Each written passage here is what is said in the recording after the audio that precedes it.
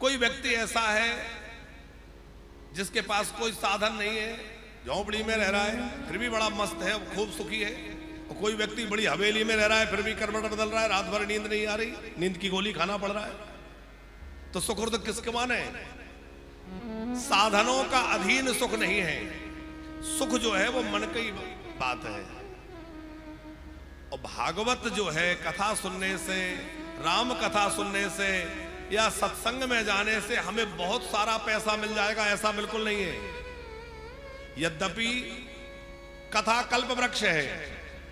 कल्प वृक्ष का मतलब है कि जो इस कल्प वृक्ष के नीचे बैठ करके सोचोगे वो भगवान पूर्ति करेंगे। लेकिन फिर भी हम आपको एक बड़ा गहरा सूत्र दे रहे हैं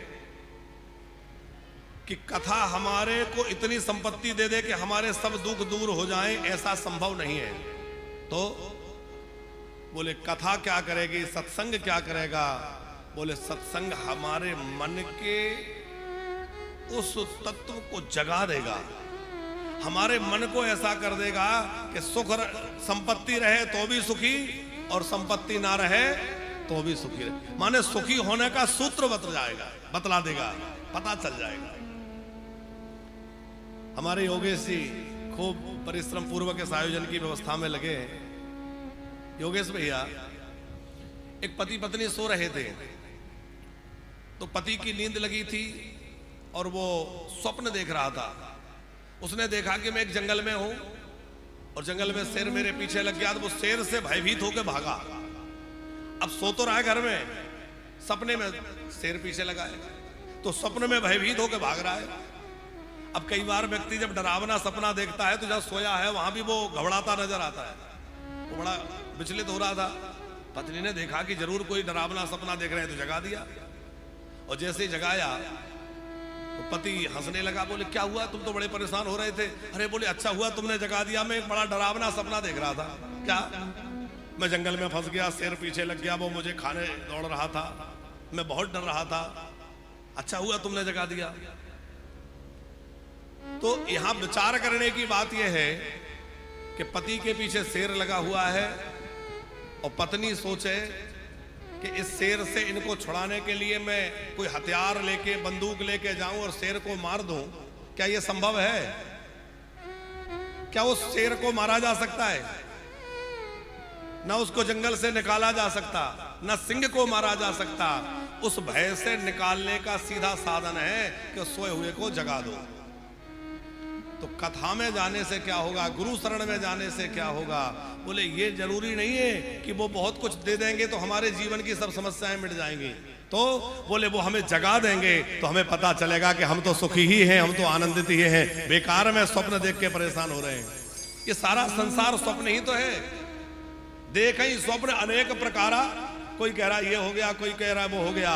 संत सदगुरु जगा देते हैं और जागने के बाद पता चलता है कि ये तो सब मिथ्या था।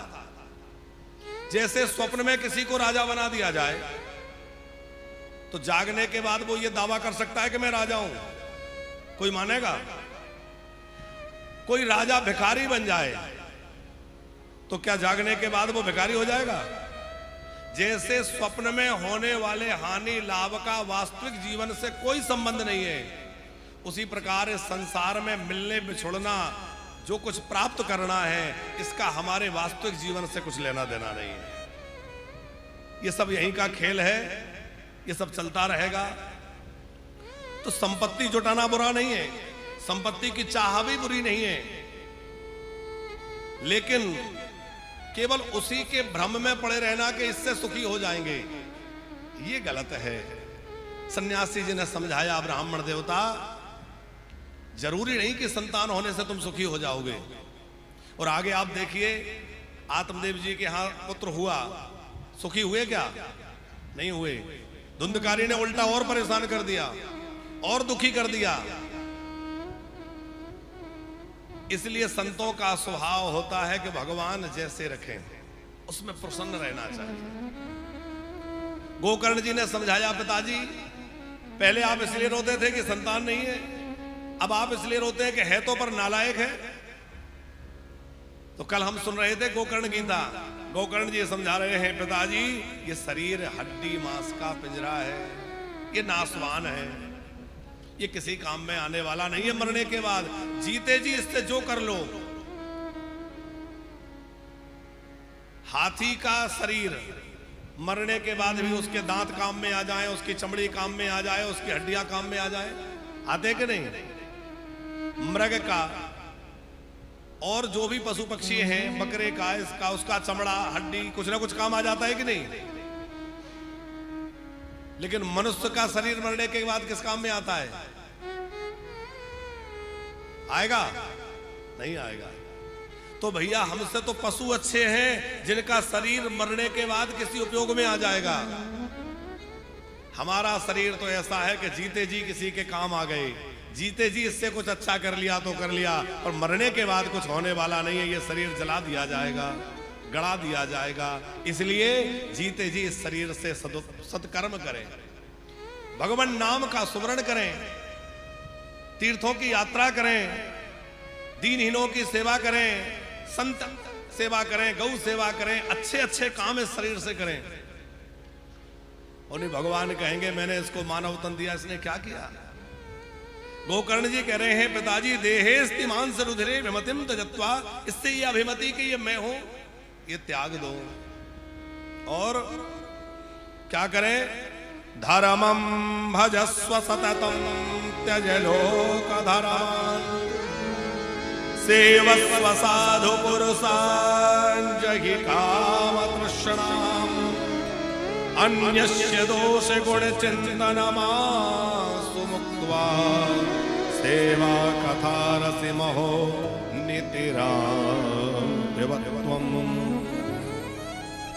धर्मं भजस्व सततम, निरंतर जो है परम धर्म का आश्रय लो। महाराज ये परम धर्म क्या है? बोले देखो धर्म दो तरह का है, एक है सामान्य धर्म, एक है परम धर्म। सामान्य धर्म क्या है? पति है तो पति के रूप में पति धर्म निभाना, पत्नी है तो पत्नी का क्या कर्तव्य है वो पत्नी धर्म निभाना, पुत्र है तो पुत्र का कर्तव्य निभाना, ये सब सामान्य धर्म है। अथवा इससे थोड़ा ऊपर विचार करें तो सत्य का पालन करना, सदाचार का पालन करना, ये सब धर्म है। फिर हम जिस वर्ण में हैं, ब्राह्मण, क्षत्रिय, वैश्य, अपने आश्रम का धर्म, अपने वर्ण का धर्म, ये सब धर्म की अलग अलग वो है। ब्राह्मण है तो ब्राह्मण धर्म, क्षत्रिय है तो क्षत्रिय धर्म, ये वर्ण धर्म है। वानप्रस्थी है तो वानप्रस्थ धर्म, सन्यासी है तो सन्यास धर्म, गृहस्थ है तो गृहस्थ धर्म, ये आश्रम धर्म है। हमारी बात आप लोगों की समझ में आ रही है कि नहीं? अच्छा आवाज साफ आ रही कि नहीं? साउंड की थोड़ा हॉल की वजह से आवाज गूंज रही है, तो आप लोगों को समझ में आ रहा है हम जो बोल रहे हैं? तो एक तो है सामान्य धर्म जो हम अभी चर्चा कर रहे हैं, पर इन सबसे ऊपर उठ करके एक और धर्म है। वो क्या है? वो है भगवत भजन। हम भगवान के हैं और भगवान हमारे हैं।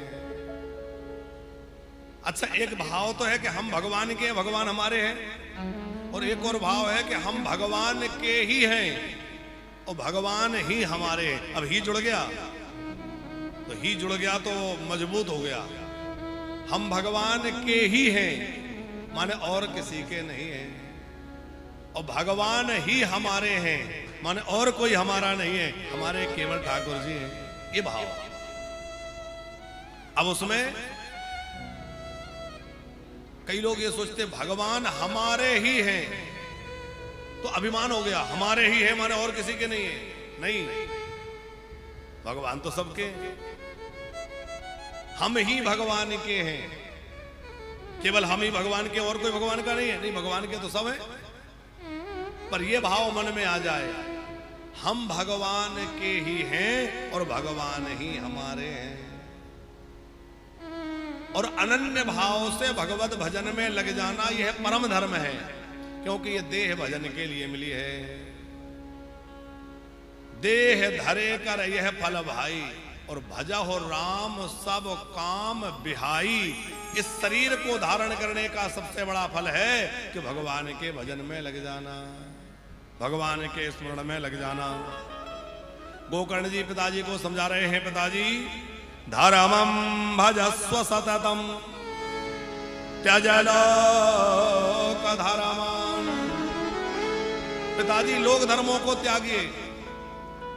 माने अब आप इस चक्कर में मत पड़िए कि मैं पिता हूं तो मैं बेटे का ध्यान रखूं, कि अब मैं गृहस्थी में रह के गृहस्थ धर्म का पालन करूं। नहीं, अब आप अपने इस सब मोह को छोड़ करके भगवान के बन जाइए, भगवान के भजन में लग जाइए। सेवस्व साधु पुरुषान जहि काम तृष्णा। क्या करें? बोले संतों की सेवा करो, साधु पुरुषों की सेवा करो, भगवान के भक्तों की सेवा करो। देखो, हम ज्यादा भक्ति नहीं कर पाते, बहुत ज्यादा भजन नहीं कर पाते, बहुत ज्यादा माला नहीं जप पाते, तो क्या करें? बोले जो माला जप रहे हैं उनकी थोड़ी सेवा करें। क्या होगा? बोले उनकी सेवा से भी हमें वही फल मिलेगा जो उनको मिल रहा है माला जपने से, क्योंकि हम उनकी सेवा कर रहे हैं। सेवस्व साधु पुरुषान, भगवत प्रेमियों का, भगवान के भक्तों का आश्रय लेकर के उनकी सेवा करें। आपने कथा सुनी होगी कि वृत्रासुर, आगे कथा आएगी भागवत में, वो भगवान से कह रहा है, प्रभु मैं आपका दास भले ही न बन पाऊं पर आपके भक्तों का दास बन जाऊं। क्यों?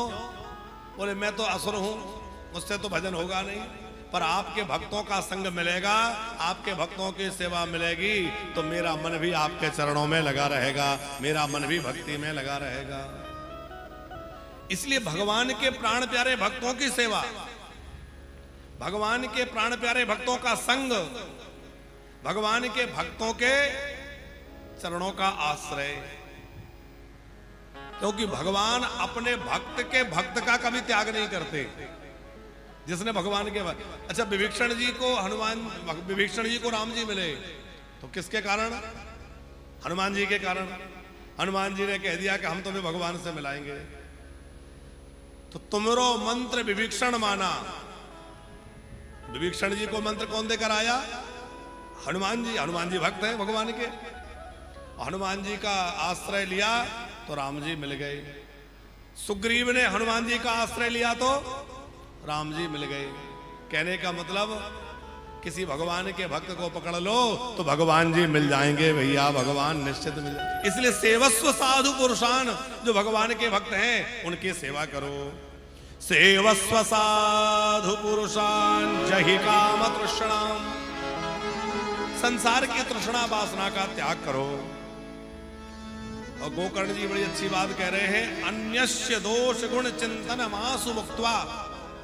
दूसरे के दोषों को देखना बंद करो, इसमें ये खराबी है, इसमें ये बुराई है, इसमें ये बुराई है, क्योंकि दूसरों की बुराई देखने से हमारे अंदर वो बुराई आ जाएगी। इसलिए दूसरों में बुराई देखना बंद करी जाए। तो क्या करें? दूसरों के गुणों को, बोले गुणों को भी मत देखो। तुम्हारा गुण को क्यों ना देखें? बोले गुण इसलिए मत देखो कि दोष देखोगे तो उससे घृणा होगी, और गुण देखोगे तो उससे राग होगा। लगेगा अरे वाह कितना बढ़िया गाता है, अरे ये कितना सुंदर है। तो गुण देखने से उसमें राग होगा और दोष देखने से द्वेष होगा। और राग और द्वेष ये दोनों ही बंधन के कारण हैं। तो किसी में गुण दिखे तो, बोले किसी में गुण दिखे तो उसमें भगवान का स्मरण करना चाहिए। वाह मेरे प्रभु, इसको कितना बढ़िया कलाकारी दे रखी है। हमारे वृंदावन में एक प्राचीन घटना है। एक संत थे, नाम तो स्मरण नहीं है, बहुत वृद्ध थे, मथुरा से लौट करके वृंदावन आ रहे थे। पुराना समय, पैदल पैदल चल के जा रहे, तो एक गणिका नगर वधू जो बड़ी सुंदरी थी, जिसके चर्चे उस समय लोगों के बीच में थे, वो वहां निकल कर जा रही थी। तो वो उसको बड़े ध्यान से देखने लगे।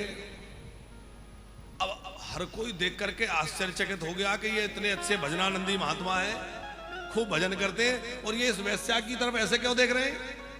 अब वो तो देखते ही रहे, देखते ही उसके पीछे पीछे बड़ी दूर तक चले गए। तो किसी ने पूछा कि आप क्या देख रहे हैं, उस वैश्या को क्यों देख रहे हैं? उन्होंने बड़ा प्यारा उत्तर दिया। उन्होंने कहा कि मैं इसको नहीं देख रहा हूं, मैं इसकी सुंदरता को नहीं देख रहा हूं, मैं तो अपने ठाकुर जी की कलम को देख रहा हूं। वाह मेरे ठाकुर, तेरे अंदर क्या कलाकारी है, तूने कैसी सुंदरता किसी को दी है। तो मैं तो अपने प्रभु की कलम को देख रहा हूं। मोर के पंखों में सुंदर चित्रकारी दिखे तो क्या सोचे, वाह मेरे कन्हैया, वाह मेरे प्रभु, क्या बढ़िया कलाकारी करी है।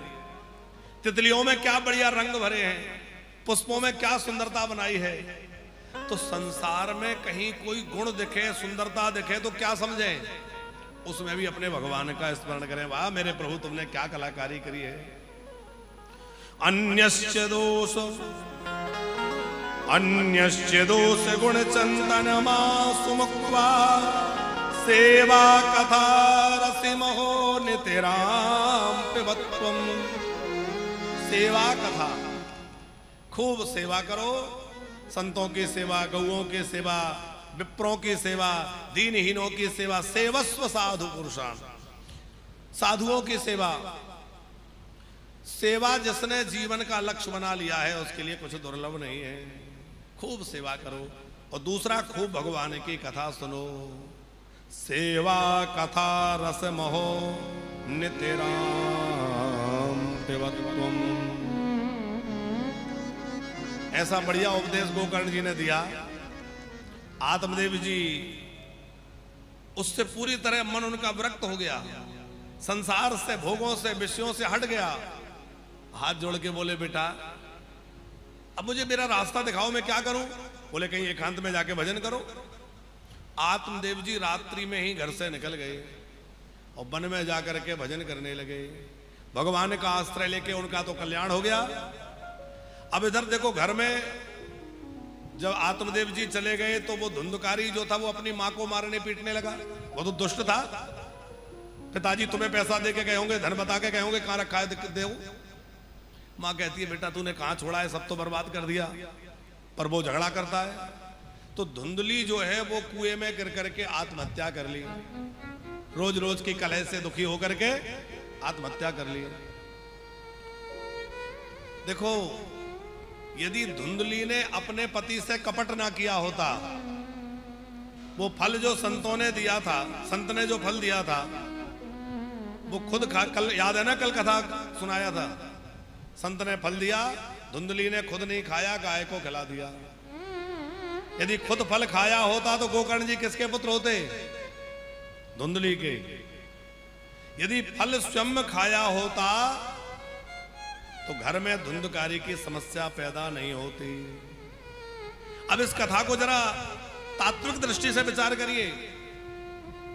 हमारी आत्मा ही हम लोग ही आत्मदेव हैं, जो अपनी आत्मा को देव बनाए। हम सब क्या है? आत्मदेव। आत्मदेव पंडित जी की पत्नी का नाम क्या था? धुंधली।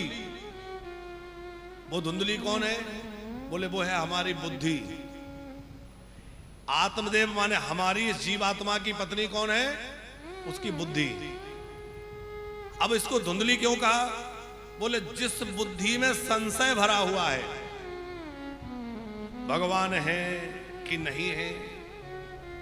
अच्छा माता जी, कई बार व्यक्ति भगवान से ज्यादा भरोसा तो भूत पे करता है।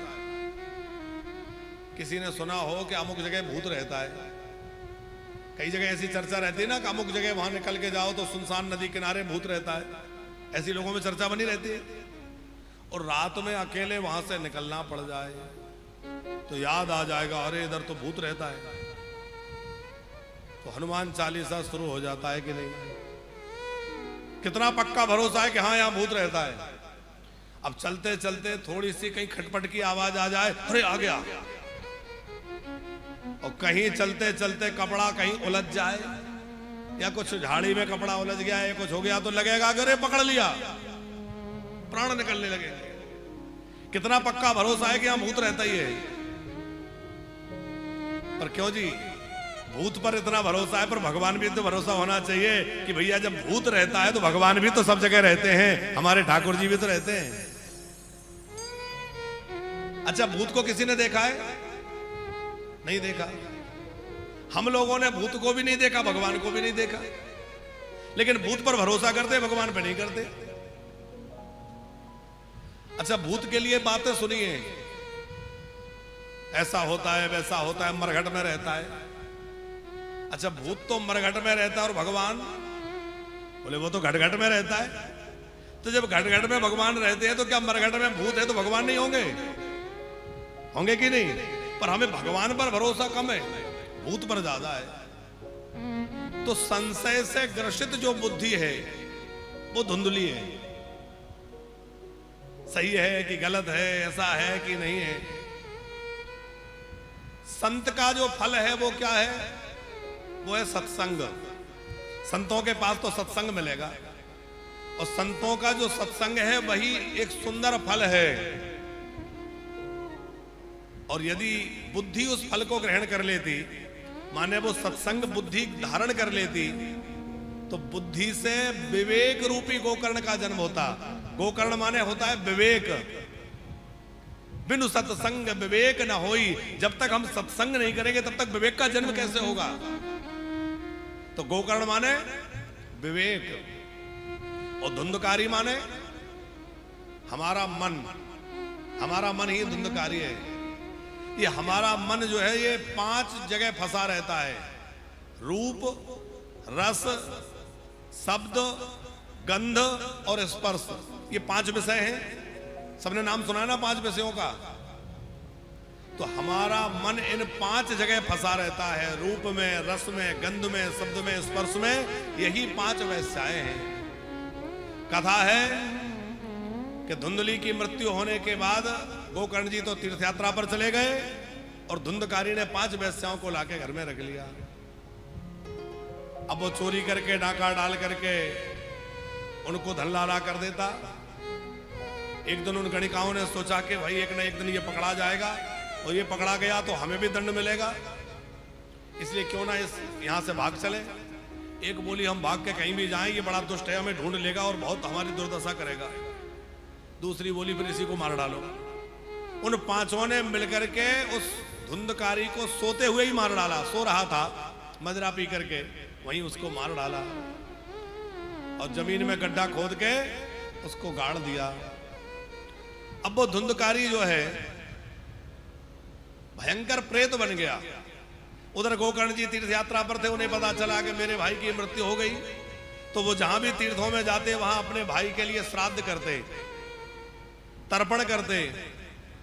और श्राद्ध करते करते जो है गया जी पहुंच गए गोकर्ण जी, और गया जी में जाके गया श्राद्ध किया। और गया श्राद्ध का तो बड़ा महत्व है। जिसकी किसी प्रकार मुक्ति ना हो रही हो, घर में पितृदोष हो, हमारे पितृ अतृप्त घूम रहे हो, क्या करो? बोले एक बार विधि पूर्वक गया जी में जाकर श्राद्ध कर दो। जो श्राद्ध पक्ष आता है ना, अभी आएगा सितंबर अक्टूबर में, क्या करना चाहिए? हो सके तो एक बार पूरे 16 दिन के लिए जाकर के वहां रहना चाहिए गया जी में। अपने पितरों के लिए विधि पूर्वक श्राद्ध करना चाहिए। देव कर्म जो है उससे भी बहुत अनिवार्य है पितृकर्म, क्योंकि हनुमान जी को चोला हम नहीं चढ़ाएंगे तो कोई और चढ़ा देगा, लेकिन हमारे पितरों की पूजा हम नहीं करेंगे तो दूसरा कौन करेगा? हनुमान जी की पूजा करने, चोला चढ़ाने वाले तो तमाम भक्त हैं कि नहीं है? शंकर जी को जल हम नहीं चढ़ाएंगे, कोई और चढ़ा देगा। देवी जी को दिया हम नहीं लगाएंगे, कोई और लगा देगा। लेकिन हमारे पितरों के लिए यदि हम श्राद्ध तर्पण नहीं करेंगे तो और कौन करेगा? पड़ोसी करेगा क्या? अरे हाँ ना कुछ तो बोला करो, कोई दूसरा तो नहीं करेगा। इसलिए हमें अपने पितरों के लिए श्राद्ध आदि अवश्य करना चाहिए।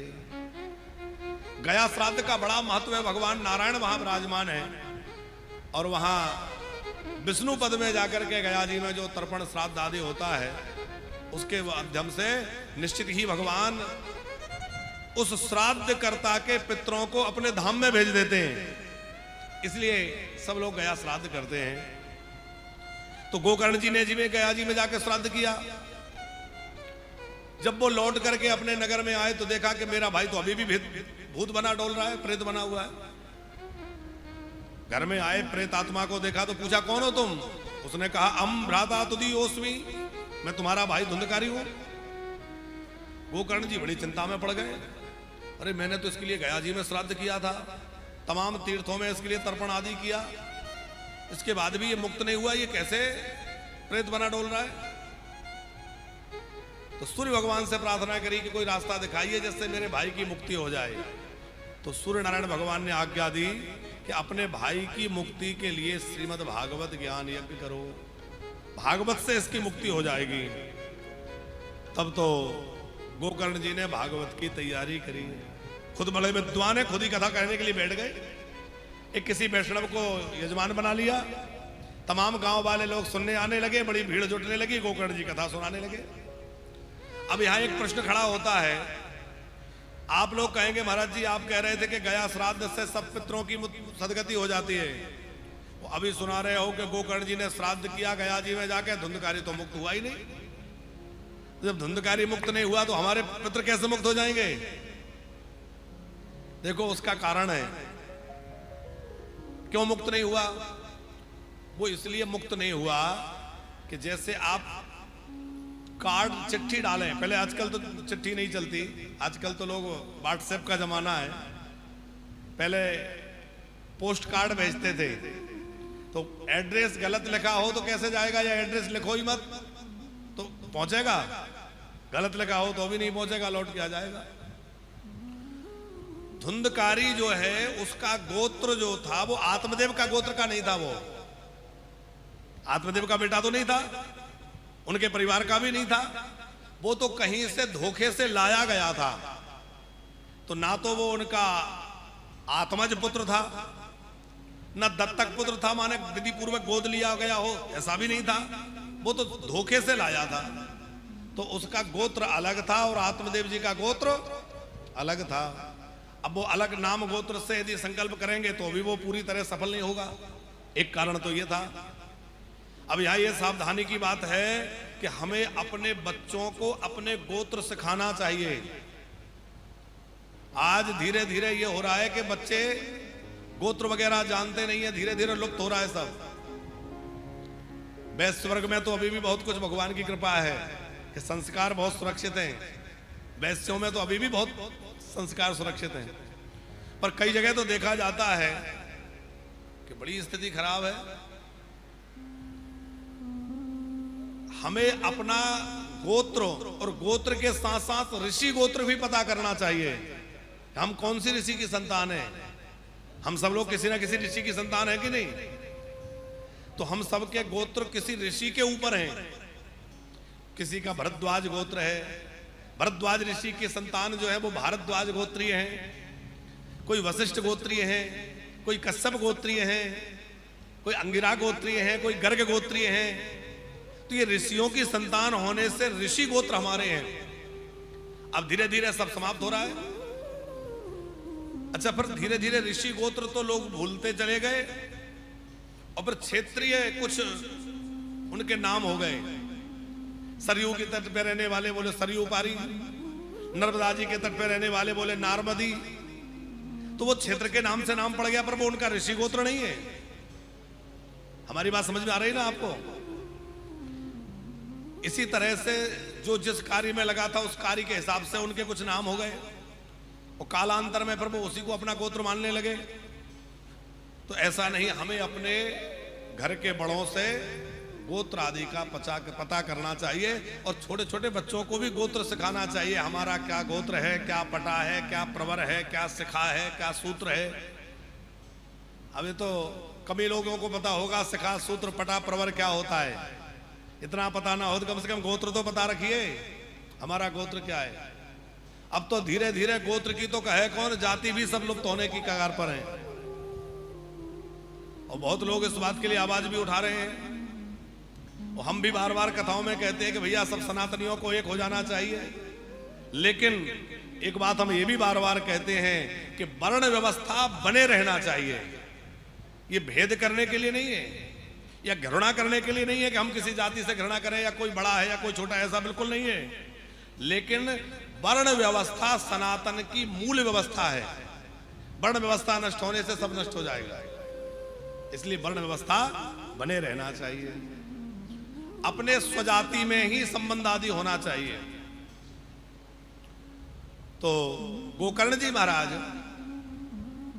श्राद्ध तो किए, लेकिन गोकर्ण जी के श्राद्ध से भी धुंधकारी मुक्त नहीं हुआ, क्योंकि गोत्र सही उच्चारण नहीं हुआ। दूसरा एक कारण यह है कि उसके अंतिम संस्कार की क्रिया नहीं हुई।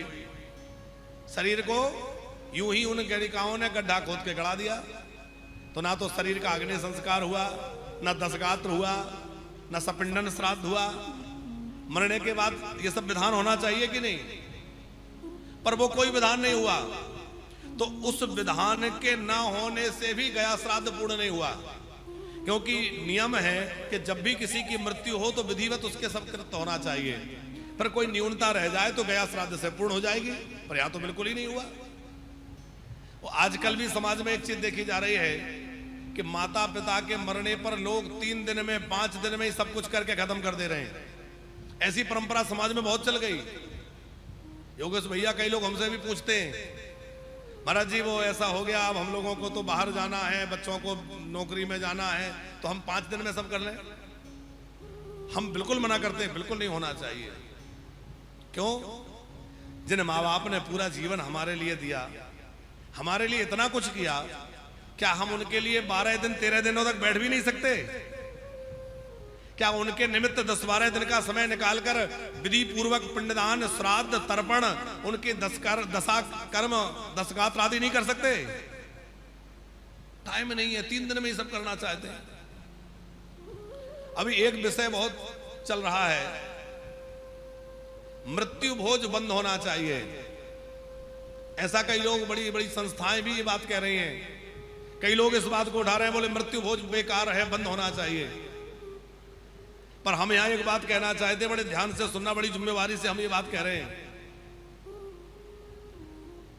मृत्यु भोज यदि बंद हो जाएगा पूरी तरह से, तो अभी जो बच्चे समाज के भय से 13 दिन तक कम से कम घर में बैठ करके और त्रयोदशी तक का वो समय घर में बिताते हैं, माता पिता के लिए शोक जताते हैं, जब मृत्यु भोज बंद हो जाएगा तो वो 13 दिन बैठेंगे, फिर वो भी अपने कामकाज में 2-4 दिन बाद लग जाएंगे। कम से कम समाज के कारण ही सही दशगात्र आदि कुछ ना कुछ संस्कार तो बचे हैं, धीरे धीरे वो भी लुप्त हो जाएगा। फिर समाज के जो लोग संवेदना व्यक्त करने आते हैं, या जो हमारे दूर दराज से रिश्तेदार, मेहमान, अतिथि आए, क्या उनको बिना भोजन के लौटाएंगे? क्या वो होटल में जाके खाएंगे? देखो, मृत्यु भोज का मतलब है कर्ज लेके मत खिलाओ। मृत्यु भोज ज्यादा करने का मतलब आडंबर मत करो, बहुत दिखावा मत करो, बहुत ज्यादा, लेकिन अनिवार्यता के साथ वो उतना होना ही चाहिए जो हमारी सामर्थ्य है। नहीं तो धीरे धीरे सब बंद हो जाएगा। अब उसमें ब्राह्मण भोज भी होगा, उसमें समाज का भोज भी होगा, अब उसमें और भी लोगों के भोज होंगे, तो उससे क्या होगा कि इतने लोग उस समय आएंगे तो वो सब मृतक आत्मा के लिए एक तरह से श्रद्धांजलि अर्पित करेंगे। उससे मृतक आत्मा को शांति मिलेगी। और दूसरा ये होगा कि इतने लोगों के पेट में अन्न जाएगा तो एक श्राद्ध उसका संपन्न हो जाएगा। तो मृत्यु भोज के नाम पर दिखावा करना या होटलों में पार्टी करना ये बिल्कुल गलत है, लेकिन श्रद्धा पूर्वक सात्विक विधि से ब्राह्मण भोज के साथ में कुछ ना कुछ उस समय भोज होना ही चाहिए, और नहीं तो वो परंपराएं बेकार हो जाएंगी, नष्ट हो जाएंगी।